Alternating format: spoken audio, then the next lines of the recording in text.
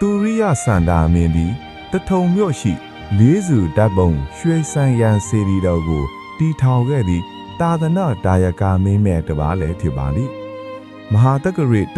ရာ1111ခုနှစ်တပေါင်းလပြည့်နေ့တွင်ရွှေစံရန်စေရီတော်ကိုစတင်အုပ်မြချတည်ဆောက်ခဲ့ပြီးထိုအချိန်မှစ၍ပအိုးလူမျိုးတို့သည်ဗုဒ္ဓဓမ္မတရားကိုစတင်ကြားနာရရှိခဲ့ကြပါသည်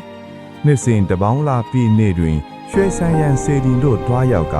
ကောက်သစ်ပူဇော်ခြင်းစွန့်ကပ်ခြင်း၅ပါးသီလခံယူခြင်းတို့ကိုဆက်လက်ပြုလုပ်လာခဲ့ကြပါသည်ခေတ်သစ်သမိုင်းတွင်ပအိုးအမျိုးသားနေ့ထူသောအမည်သည်1948ခုနှစ်နိုင်ငံရေးလှုပ်ရှားမှုများနှင့်အတူထင်ရှားစွာပေါ်ပေါက်လာခဲ့ပါသည်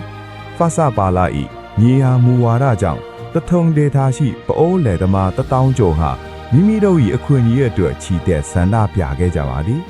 ထိုဆန္ဒပြပွဲ၏အရေးပါဆုံးတောင်းဆိုချက်မှာပအိုးလူမျိုးကိုတောင်သူဟုမခေါ်ဘဲပအိုးဟုသောမိမိတို့၏လူမျိုးအမည်ဖြင့်သာအထီအမှတ်ပြုရန်ဖြစ်ပါသည်ထိုအချိန်မှစ၍ရွှေစံရန်စေတီရှိကောက်သစ်ပူဇော်ပွဲကိုပအိုးအမျိုးသားနေ့အထိပြောင်းလဲဆင်နွှဲလာခဲ့ကြပါသည်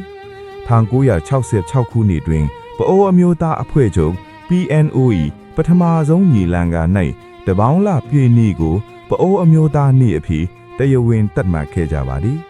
ယနေ့တွင်ပအိုးအမျိုးသားနေ့သည်ပအိုးလူမျိုးလူ၏သမိုင်းယဉ်ကျေးမှုနှင့်အမျိုးသား၏စိတ်တရားကိုဆက်လက်ထိန်းသိမ်းဖော်ထုတ်နေသည့်အရေးပါသောနေဒူးနေမြတ်အဖြစ်အနာဂတ်သို့ဆက်လက်လင်းလံနေပါသည်